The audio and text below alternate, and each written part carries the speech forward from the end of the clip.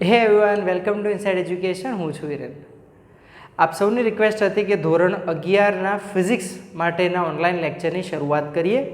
તો આજે આપણું પહેલું લેક્ચર છે અને આખી લેક્ચર સિરીઝ આપણે ચાલુ રાખીશું કે જેની અંદર ધોરણ 11ની અંદર ફિઝિક્સ સબ્જેક્ટના તમારા જેટલા પણ ચેપ્ટર્સ છે એને આપણે કવર કરવાના છીએ. ઓનલાઈન તો આપણે કવર કરીશું જ, પણ એની સાથે સાથે ઇનસાઇડ એજ્યુકેશનના ઓફલાઈન ક્લાસ પણ ચાલુ થઈ ગયા છે. સ્ક્રીન પર નંબર આવી જશે તો તેની પર કોન્ટેક્ટ કરી અને તમે અમારી સાથે જોડાઈ શકો છો. તો આવો શરૂઆત કરીએ.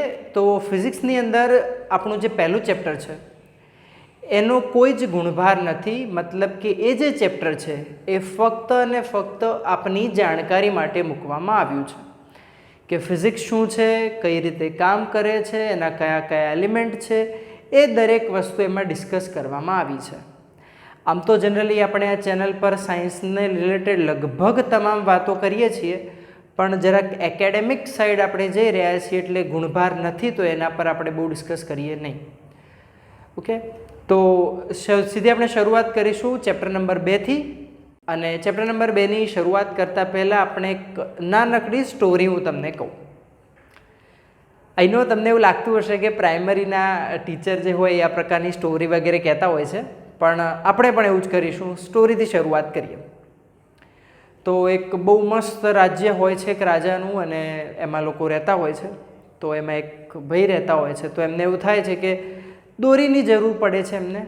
તો હવે એ વખતે તો હાલ જેમ આપણે બધું માપીએ છીએ એ રીતે માપી શકતા નહોતા. તો એ પોતાના હાથનું માપ લે છે કે ભાઈ 2 હાથ દોરીની જરૂરિયાત પડશે. એ આવી રીતે જાય છે બજારની અંદર. બજારમાં જઈ અને પૂછે છે દુકાનવાળાને કે મારે 2 હાથ દોરી જોઈએ છે. દુકાનવાળો એના 2 હાથથી માપી અને દોરી આપી દે છે. એ ઘરે આવે છે. ઘરે આવીને જોવે તો દોરી તો ટૂંકી પડે છે. તો એને એવું લાગે છે કે મારી જોડે ચીટિંગ થઈ છે. મેં 2 હાથ દોરી માગી અને આ તો ટૂંકી પડી. તો એ જાય છે રાજા જોડે. રાજાને જઈને કહે છે કે રાજા, મેં 2 હાથ દોરી માગેલી અને આને તો મને ટૂંકી આપી, આને ચીટિંગ કરી છે મારી સાથે. તો પછી રાજાને ખ્યાલ આવ્યો કે આમ તો વાત બરાબર છે દુકાનદારની, પણ 2 હાથ દોરી મતલબ દુકાનદારે એના 2 હાથ માપ્યા. હવે હાથ તો બધાના થોડી સરખા હોય, એ તો અલગ અલગ હોઈ શકે. તો રાજાને એવું થાય છે કે રાજ્યની અંદર એક સૂત્રતા લાવવી પડશે કંઈક કરીને. તો પછી રાજા એવું ફરમાન કરે છે કે ભાઈ રાજ્યમાં કંઈ પણ આ રીતે માપવાનું હોય એ મારા હાથના માપે તમારે માપવાનું. એટલે કે જો તમે 2 હાથ દોરી માગો તો એ રાજાના 2 હાથની લંબાઈ હોય એટલી દોરી તમારે લેવાની. આવું કરીએ એટલે રાજાના રાજ્ય પૂરતી તો એક સૂત્રતા આવી જાય, પણ જો બીજા રાજ્ય સાથે ટ્રેડ કરવાનું થાય એટલે ફરી એ પ્રોબ્લેમ થાય, કારણ કે બધા રાજાઓના હાથ તો સરખા હોય નહીં. તો આ જે પ્રોબ્લેમ હતો એ આખી દુનિયા ફેસ કરી રહી હતી, કારણ કે જેમ જેમ ઇન્ટરેક્શન વધ્યું, ટેકનોલોજી વધી, એમ ટ્રેડ પણ વધ્યું. અને ટ્રેડ વધ્યું તો આ પ્રકારની સમસ્યાઓ વધવા લાગી. અને એનું જ નિવારણ કરવા માટે આપણે અલગ અલગ પ્રકારની જે ભૌતિક રાશિઓ છે, મતલબ કે આપણે જે માપન કરી શકીએ છીએ, અંગ્રેજીમાં આપણે એને કહીએ છીએ ફિઝિકલ ક્વોન્ટિટીઝ. તો એ જે ભૌતિક રાશિઓ છે એની માટેના માપ નક્કી કરવામાં આવ્યા. અને એના જ રિલેટેડ આપણું આ ચેપ્ટર છે જે આપણે જોવાના છીએ. તો ચેપ્ટરનું હેડિંગ લગાવીએ તો ચેપ્ટરનું નામ છે એકમો અને માપન.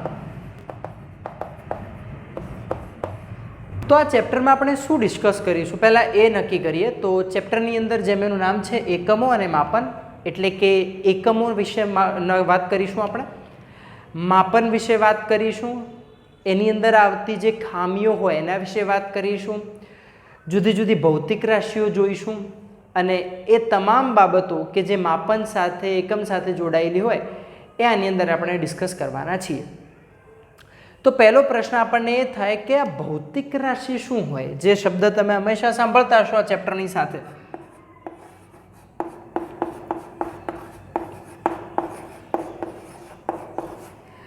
તો ભૌતિક રાશિનો આ મિનિંગ જોવા જઈએ તો શું થાય, તો અંગ્રેજીમાં એને ફિઝિકલ ક્વોન્ટિટી કહીએ. મતલબ કે એવી રાશિઓ કે જેને તમે રૂબરૂ જોઈ શકો છો, જેને તમે માપી શકો છો, એ તમારી સામે થઈ રહી હોય, બરાબર. તો એ થાય આપણી ભૌતિક રાશિ. આ જે ભૌતિક રાશિઓ છે એ ઘણી અલગ હોય છે અને એ પણ આપણે આ ચેપ્ટરમાં ડિસ્કસ કરવાના જ છીએ. હવે વાત કરીએ આપણે એકમની. તો એકમ આયુ ક્યાંથી? તો આ જે કોઈ પણ ભૌતિક રાશિ હોય, હવે એને માપવા માટે એક સૂત્રતા તો જોઈએ અને એની સાથે સાથે ચોક્કસતા પણ જોઈએ. તો એ ચોક્કસતા લાવવા માટે આપણે એકમો લાવ્યા છીએ. એટલે કે ભૌતિક રાશિ જે હોય એની અંદર એક સૂત્રતા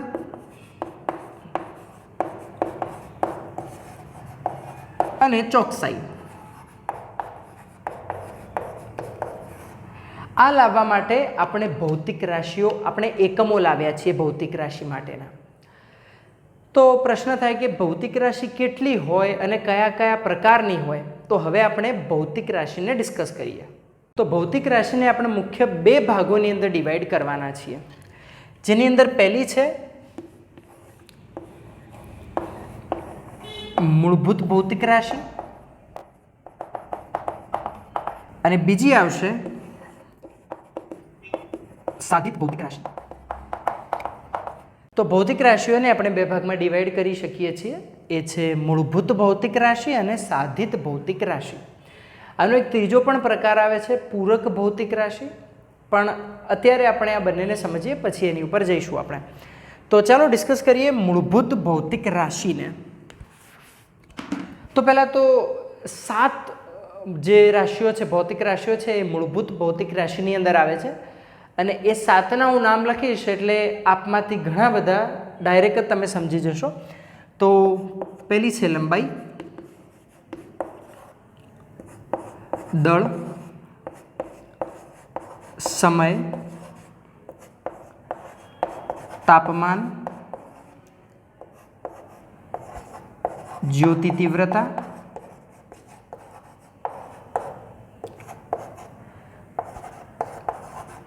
દ્રવ્યનો જથ્થો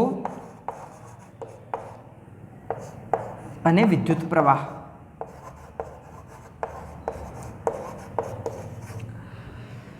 તો આ જે 7 છે, આ 7 આપણી મૂળભૂત ભૌતિક રાશિ છે.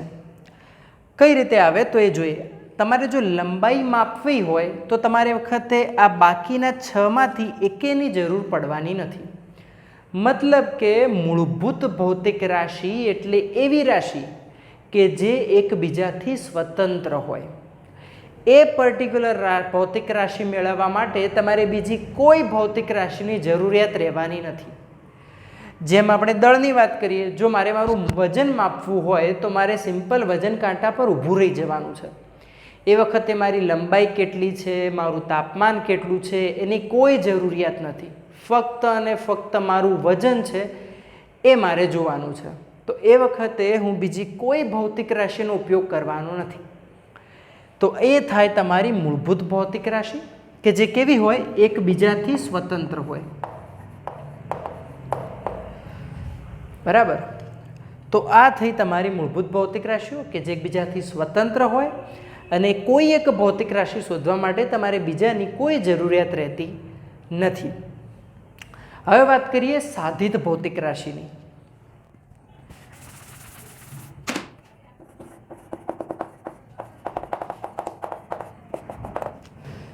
સાધિત ભૌતિક રાશિની વાત કરીએ તો સાધિત મતલબ કે ઉતરી આવેલું. સાધિતનો મતલબ થાય છે ઉતરી આવેલું. એનો મતલબ કે જે 7 મૂળભૂત ભૌતિક રાશિઓ આપણે જોઈ છે એની ઉપરથી ઉતરી આવેલી કોઈ ભૌતિક રાશિ હોય તો એને સાધિત ભૌતિક રાશિ કહેવામાં આવે છે. એક ઉદાહરણ લઈએ. માની લો કે હું લઉં છું વેગ. તો વેગ માટેનું સૂત્ર શું થાય? આપણે જાણીએ છીએ સ્થાનાંતર ભાગ્યા સમયગાળો. બરાબર. સ્થાનાંતર મતલબ શું? તો સ્થાનાંતર શેનાથી લાવશો તમે? લંબાઈથી. સમયગાળો મતલબ કે સમય. તો તમે જુઓ, મારે જો વેગ શોધવું હોય તો બે ભૌતિક રાશિ, એક લંબાઈ અને બીજી સમય, આ બેની જરૂરિયાત રહે છે તો હું વેગ લાવી શકું. સાધિત ભૌતિક રાશિનો મતલબ એવો થાય કે 2 અથવા 2થી વધારે મૂળભૂત ભૌતિક રાશિનો ઉપયોગ કરી અથવા બે અથવા બેથી વધારે મૂળભૂત ભૌતિક રાશિ પરથી ઉતરી આવેલી જો કોઈ રાશિ હોય, ભૌતિક રાશિ હોય, તો એને સાધિત ભૌતિક રાશિ કહેવામાં આવે છે. આના બીજા ઘણા બધા ઉદાહરણ તમે જોઈ શકો છો, જેમ તમે પ્રવેગ લઈ શકો છો અથવા તમે દબાણ લઈ શકો છો. એ તમામ જગ્યાએ તમે જોશો કે એ તમામે તમામ એ સાધિત ભૌતિક રાશિ છે, મતલબ એકબીજા ઉપરથી એ ઉતરી આવતી હોય છે. તો એ થાય તમારી સાધિત ભૌતિક રાશિ. ભૌતિક રાશિ આપણે જોઈ. હવે આવો આપણે જરાક એકમોને પણ સમજવાનો પ્રયત્ન કરીએ. તો હવે આપણે એકમોને ડિસ્કસ કરીએ.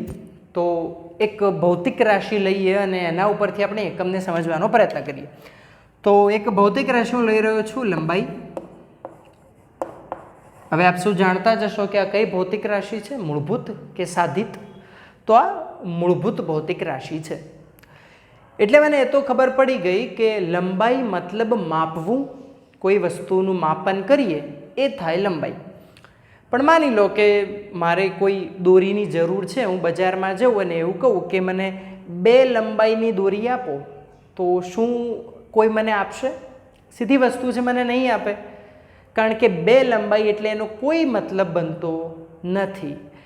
સો એ માટે એક સૂત્રતા જળવાઈ રહે અને બીજું એક સ્પષ્ટતા થાય, એની માટે થઈ અને એકમોની જરૂર પડી. તો લંબાઈ માટે આપણે કયા એકમો ઉપયોગ કરીએ છીએ? લંબાઈ માટે આપણે ઉપયોગ કરીએ છીએ સેન્ટીમીટર, મીટર, કિલોમીટર, બરાબર. તો જ્યારે હું બજારમાં હવે જઈને કહીશ કે મને 2 સેન્ટીમીટર જેટલી દોરી આપો, એટલે સામેવાળો સમજી જશે કે 2 સેન્ટીમીટર જેટલું અમને જોઈએ છે. એ જ રીતે મીટર અને કિલોમીટર. તો હવે આપણે સમજીએ કે આ જ્યારે હું 2 સેન્ટીમીટર લખું એટલે ખરેખર આનો મતલબ શું થાય? 2 એનો મતલબ થાય એટલા ઘણું, બરાબર. આ સેન્ટીમીટર એટલે આપણે એને એકમ કહીએ છીએ, બરાબર. અને તમે વિજ્ઞાનની અંદર આ વસ્તુ ભણ્યા હશો કે એકમનો મતલબ જનરલી આપણે એક કરતા હોઈએ છીએ, બરાબર. એટલે જ્યારે સેન્ટીમીટર એકલું હોય એ મતલબ કે 1 જેટલું સેન્ટીમીટર. હું આગળ કોઈ પણ અક્ષર લખીશ મતલબ કે એના એટલા ગણા, 1ના એટલા ગણા. તો આ 2 સેન્ટીમીટરનો મતલબ થાય કે સેન્ટીમીટર મતલબ એ જે રાશિ છે, એ જે એકમ છે, એના 2 ગણા, મતલબ 2 અને સેન્ટીમીટર. તો આગળ આવશે તમારો કોઈ પણ અંક અને પાછળ તમે દર્શાવશો એની માટેનો એકમ, બરાબર. તો હવે આપણે એકમો કઈ રીતે આવે છે, કઈ રીતે ડિફાઇન થાય છે એ સમજી ગયા. તો હવે આપણી જે મૂળભૂત રાશિઓ છે, મૂળભૂત ભૌતિક રાશિઓ છે, એની માટેના જે એકમો ડિફાઇન કરવામાં આવ્યા છે એને જોઈ લઈએ. તો પહેલી ભૌતિક રાશિની વાત કરીએ તો એ છે લંબાઈ. એની માટે જે એકમ આપવામાં આવ્યો છે એ છે મીટર અને એની માટેની જે સંજ્ઞા છે એ છે સ્મોલ m. બીજી ભૌતિક રાશિ લઈએ તો એ છે દળ. એની માટે જે એકમ આપવામાં આવ્યો છે એ છે કિલોગ્રામ અને એની જે સંજ્ઞા છે એ લખવામાં આવે છે સ્મોલમાં kg. ત્રીજી ભૌતિક રાશિ લઈએ તો એ છે સમય. એની માટેનો એકમ છે સેકન્ડ અને સંજ્ઞા લખવામાં આવે છે સ્મોલ લેટરમાં s. એના પછી આગળ વધીએ તો ત્રીજી ભૌતિક રાશિ છે એ છે વિદ્યુત પ્રવાહ. એની માટેનો જે એકમ છે એ છે એમ્પિયર અને એની માટે સંજ્ઞા લેવામાં આવે છે કેપિટલ A. એના પછી આગળ વધીએ તો એના પછીની ભૌતિક રાશિ છે એ છે જ્યોતિ તીવ્રતા. એની માટેનો જે એકમ છે એ છે કેડેલા અને એની માટે જે સંજ્ઞા આપવામાં આવે છે એ છે સ્મોલ લેટરમાં CD. આગળ વધીએ એના પછીની ભૌતિક રાશિ છે એ છે મોલ અથવા દ્રવ્યનો જથ્થો. દ્રવ્યના જથ્થા માટેનો જે એકમ છે એ છે મોલ અને એની માટે જે સંજ્ઞા છે એ છે સ્મોલ લેટરની અંદર MOL. એના પછીની ભૌતિક રાશિ તો એ છે આપણું તાપમાન. એની માટે જે એકમ ડિફાઇન કરવામાં આવ્યો છે એ છે કેલ્વિન અને એની માટે જે સંજ્ઞા છે એ છે કેપિટલ લેટરમાં K. તો આ હતી આપણી ભૌતિક રાશિઓ, એની માટેના એકમો અને એની માટેની સંજ્ઞાઓ. આનું જે ટેબલ છે આપની બુકમાં આપેલું છે. તમારે ફક્ત 3 વસ્તુઓ જ યાદ રાખવાની છે. એ કઈ રીતે આવી, કઈ રીતે બનાવવામાં આવી એ તમારે યાદ રાખવાનું નથી. પણ એ કઈ રીતે આવી છે એની પાછળ બહુ મસ્ત સાયન્સ છે. તો આઈ બટન પર એની માટેની અલગથી અમે લોકો શોર્ટ વિડીયોઝ બનાવી છે. એ તમે ફ્રી ટાઈમમાં ક્યારે હોય અને જસ્ટ ફોર તમારા નોલેજ માટે જાણવા માગતા હોય તો તમે જોઈ શકો છો. હવે આગળ વધીએ. તો એકમો ડિફાઇન થયા, પણ એકમો પણ કઈ રીતે આવે એની પાછળ પણ બહુ સરસ મજાનો ઇતિહાસ છે. તો વૈજ્ઞાનિકો છે બહુ વર્ષો સુધી એમને મહેનત કરી અને પછી જે શરૂઆતની એકમ પદ્ધતિઓ છે એ ડિફાઇન કરવામાં આવી. તો આપણે વાત કરીએ એકમ પદ્ધતિઓની.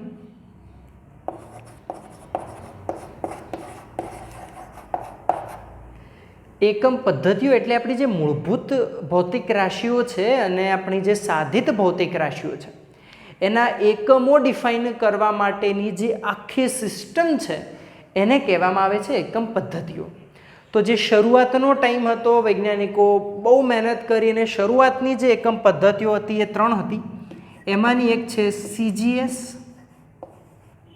બીજી છે FPS અને ત્રીજી છે MKS. આમ એક ચોથી ચોથી એકમ પદ્ધતિનો પણ ઘણીવાર લોકો ઉપયોગ કરતા હોય છે. તો આપણે પણ એના વિશે વાત કરી લઈએ. એ છે MKSA. બરાબર. તો આ CGS છે, FPS, MKS અને MKSA આ શરૂઆતની એકમ પદ્ધતિઓ છે. CGSની વાત કરીએ તો CGSનો જે મિનિંગ છે એ આપણે જોઈએ તો C મતલબ થાય તમારું સેન્ટીમીટર, G મતલબ થાય ગ્રામ અને S મતલબ થાય સેકન્ડ. બરાબર. એના પછી વાત કરીએ FPSની. આ જે છે એને બ્રિટિશ એકમ પદ્ધતિ પણ કહેવામાં આવે છે, કારણ કે અત્યારે પણ એ લોકો આ પદ્ધતિનો યુઝ કરે છે ને શરૂઆત પણ એ લોકોએ જ કરી હતી. Fનો મતલબ થાય છે એમાં ફીટ, અથવા આપણે એને ગુજરાતી પ્રોનાઉન્સિએશનની અંદર ફૂટ પણ કહેતા હોઈએ છીએ. તો એ છે ફીટ. એના પછી આવશે પાઉન્ડ અને S મતલબ તમારું થાય સેકન્ડ. તો અત્યારે પણ તમે જોતા હશો કે જ્યારે બ્રિટિશરો જે છે અત્યારે પણ લંબાઈ માટે ફીટનો યુઝ કરે છે, વજન માટે એ લોકો અત્યારે પણ પાઉન્ડનો યુઝ કરે છે. બરાબર. એટલા માટે તમે કદાચ WWEની મેચો જોતા હશો, તમે જોતા હશો કે ત્યાં કોઈ પણ રેસલર આવે તો એનું જે કોઈ પણ વજન છે એ લોકો પાઉન્ડમાં બોલતા હોય છે. તો હવે MKS જોઈએ. તો MKSના અંદર જે M છે એનો મતલબ થાય છે તમારું મીટર,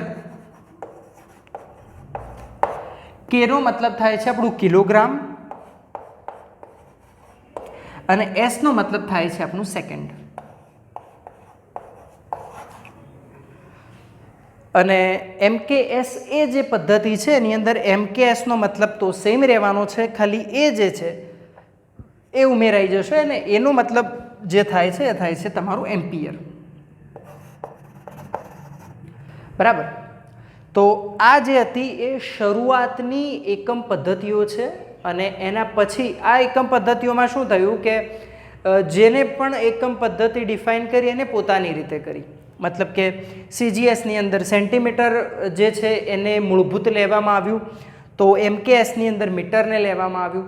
તો આ પ્રકારે જુદી જુદી કન્ટ્રીઓની અંદર પણ એક સૂત્રતા હતી એ જળવાઈ નહીં, અને એની માટે થઈ અને એક નવી એકમ પદ્ધતિની શરૂઆત કરવામાં આવી. અને એ એકમ પદ્ધતિ હતી કે જેનો અત્યારે પણ આપણે ઉપયોગ કરી રહ્યા છીએ. તો સિસ્ટમ ઇન્ટરનેશનલ કરીને એકમ પદ્ધતિ આપણે ડિફાઇન કરી, જેને તમે બહુ પ્રેમથી SI એકમ પદ્ધતિ કહેતા આવ્યા છો, સિસ્ટમ ઇન્ટરનેશનલ. શરૂઆત થઈ એની 1971ની અંદર. બીજી મહત્ત્વની વાત કે ફિઝિક્સની અંદર આ જે વર્ષો છે એ તમારે યાદ રાખવાની કોઈ જ જરૂરિયાત નથી. આ ફક્ત તમારે એક નોલેજ માટે આપવામાં આવતા હોય છે. તો SI એકમ પદ્ધતિની શરૂઆત કરવામાં આવી 1971માં. અને આપણી જે તોલમાપ સંસ્થા જેને કહેવામાં આવે છે એ લોકોએ ડિફાઇન કરી આને. અને અત્યારે ઓલ ઓવર ધી વર્લ્ડ જેટલી પણ કન્ટ્રી છે તમામ SI એકમ પદ્ધતિથી ચાલતી હોય છે. મતલબ જે કોઈ પણ ટ્રેડ થાય છે એ SI એકમ પદ્ધતિ દ્વારા કરવામાં આવતો હોય છે. અને આના રિલેટેડ થઈ અને આગળ આપણે જે કોઈ પણ એકમ પદ્ધતિ માટેની સંજ્ઞા અને એકમ જોયા છે એ બધા SI એકમ પદ્ધતિને રિલેટેડ છે. તો આપણે અત્યાર સુધી ભૌતિક રાશિઓ વિશે, એકમો વિશે અને એકમ પદ્ધતિઓ વિશે જાણી ચૂક્યા છીએ. ભૌતિક રાશિઓને આપણે બે ભાગમાં ડિવાઈડ કરીએ તે આપણે જોયું. મૂળભૂત ભૌતિક રાશિ કે જે દરેક પોતાની રીતે સ્વતંત્ર હોય, સાધિત ભૌતિક રાશિ કે જે બે અથવા એનાથી વધારે મૂળભૂત ભૌતિક રાશિ પરથી ઉતરી આવી હોય. હવે એનો ત્રીજો ભાગ આપણે જોઈ લઈએ તો એ છે તમારી પૂરક ભૌતિક રાશિઓ.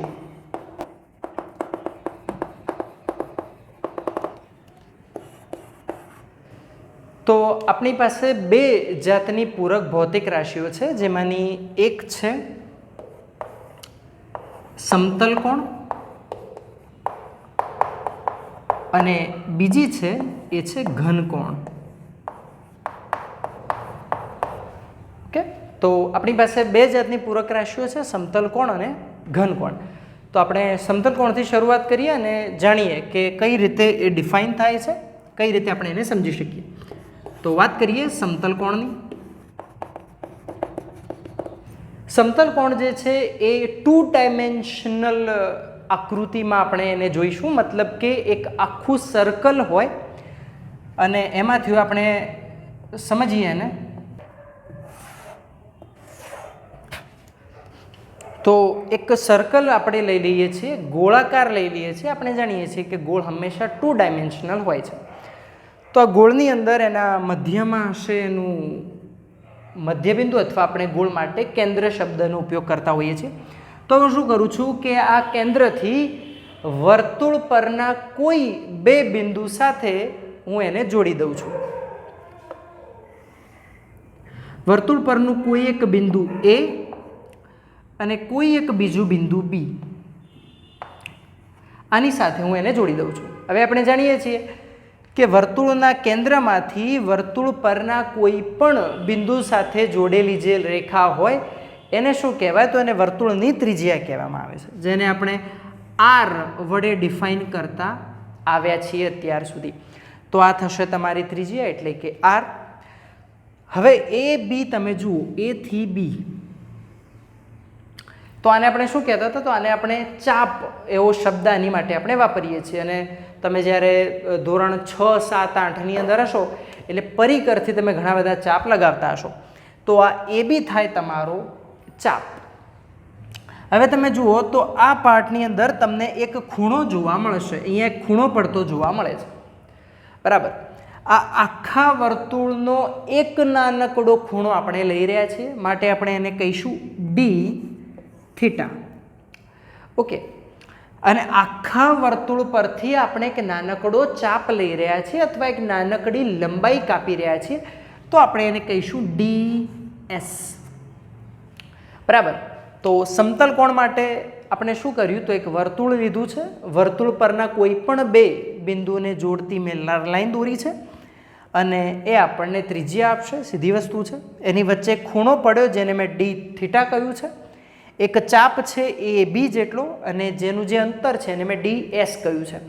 તો આની ઉપરથી આપણું સૂત્ર બનશે. તો સમતલ કોણ માટેનું જે સૂત્ર છે કંઈક આ પ્રકારનું છે કે D theta is equal to DS by R, બરાબર. હવે આને જો આપણે ગુજરાતીમાં લખવું હોય તો તમે આવી રીતે લખી શકો કે સમતલ કોણ બરાબર ચાપ ભાગ્યા ત્રિજ્યા. જ્યાં આ જે D થીટા છે એટલે કે વચ્ચે જે થીટા છે એ તમારો સમતલ કોણ કહેવાશે. ઓકે, તો આ એની માટેના સૂત્રો છે જે આપણે યાદ રાખવાના રહેશે. અને હવે વાત કરીએ આના એકમ વિશે. તો આ જે સમતલ કોણ છે એનો એકમ બનશે રેડિયન.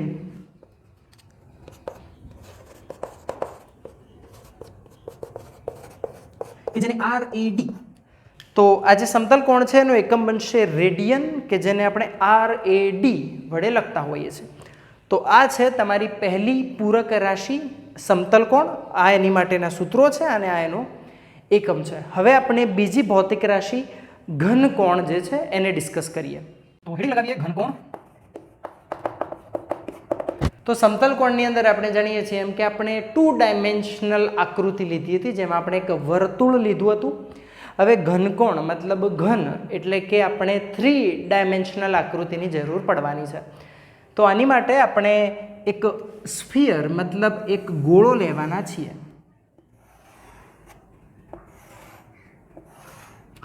તો આની માટે આપણે એક સ્ફિયર એટલે કે ગોળો લઈશું. તો અહીંયા તમે ગોળો જોઈ શકો છો.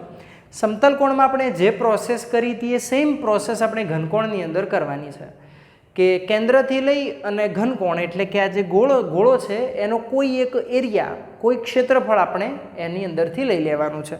તો આવો જોઈએ. તો આ એનું સેન્ટર પાર્ટ હશે, બરાબર. અને અહીંયાથી હવે ગોળા પરના એક ક્ષેત્રફળ મતલબ એક આખો ટુકડો તમારે કાઢી લેવાનો છે. તો આપણે જોઈએ કઈ રીતે કરીશું. તો હવે હું આ કોઈ એક ટુકડો જે છે એને અહીંયાથી કાપી લઈશ.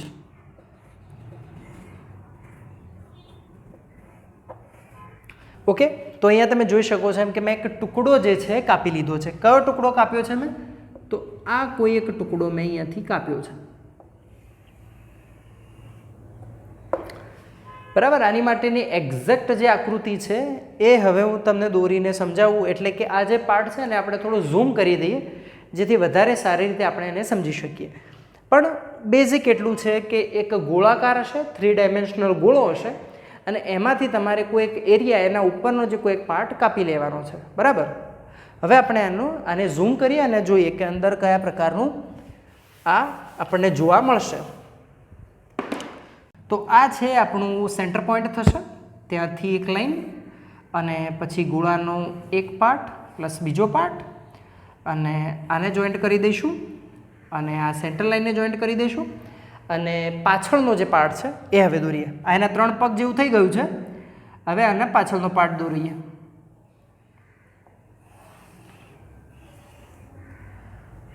તો આ જે આકૃતિ છે કંઈક આ પ્રકારની આપણને દેખાશે અને આનો જે ચોથો લેગ છે આપણે અહીંયા દોરી દઈએ, બરાબર.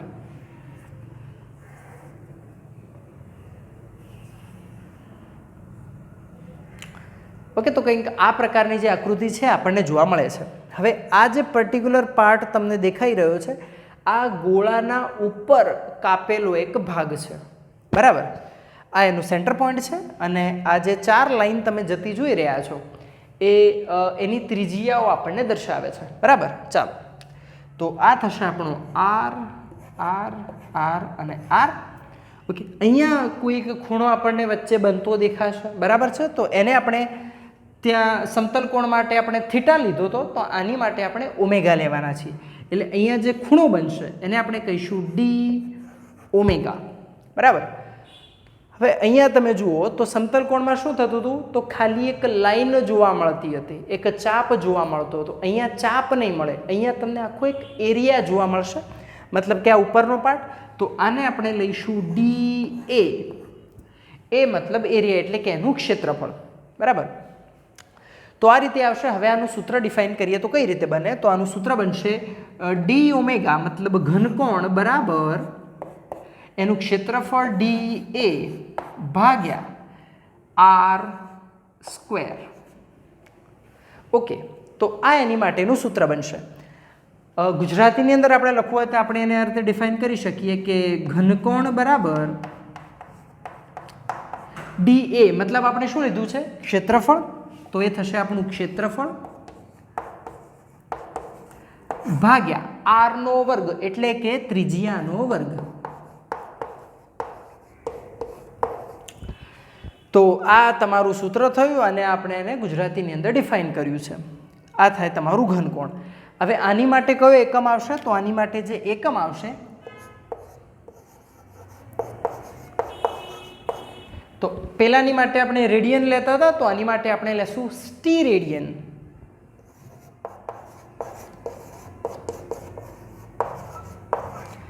અને સ્ટી રેડિયનને લખવામાં આવે છે SR તરીકે. ઓકે, તો મિત્રો આ ઘનકોણ વિશે આપણે માહિતી મેળવી. અને આ જે બંને પૂરક રાશિઓ છે એ ફરજિયાત યાદ રાખજો કે આ બંને જે પૂરક રાશિઓ છે એ પરિમાણ રહિત છે. આ પરિમાણ રહિત જે છે એની ઉપરથી MCQ ઘણીવાર આવે છે અને આગળ આપણે જ્યારે MLT ફોર્મેશન ભણવાના છીએ એ વખતે પણ આપને બહુ કામ લાગવાનું છે. તો આજની વિડીયો અહીંયા જ પૂરી કરીએ છીએ. આપણા ચેપ્ટર નંબર 2 એકમો અને માપન જે હતું એની પ્રસ્તાવના આપણે જોઈ ગયા છીએ. ભૌતિક રાશિઓ, એકમ પદ્ધતિઓ, એકમો આપણે ડિસ્કસ કરી લીધા છે. હવે આપણે બીજા લેક્ચરમાં મળીશું જ્યાં આપણે લંબાઈ વિશે ડિટેલમાં અભ્યાસ કરવાના છીએ. તો ફરીથી મળીશું બીજા વિડીયોમાં. ત્યાં સુધી મજા કરો, મસ્તી કરો અને ખૂબ બધું ભણતા રહો. અને ઇનસાઇડ એજ્યુકેશનના ઓફલાઈન ક્લાસ શરૂ થઈ ચૂક્યા છે. તો જો તમે જોડાવા માગતા હોય તો તમને ડિસ્પ્લે પર નંબર આપવામાં આવશે, એની પર કોન્ટેક્ટ કરી તમે અમારી સાથે જોડાઈ શકો છો. Thank you.